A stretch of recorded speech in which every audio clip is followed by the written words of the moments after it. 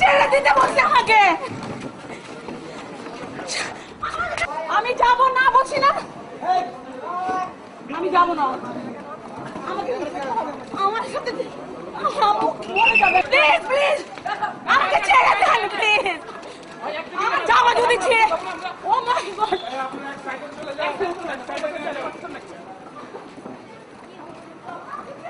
ভাইয়াকে ফোন দে সোনা, সোনা ভাইয়াকে ফোন দে, সোনা ভাইয়াকে ফোন দে সোনা।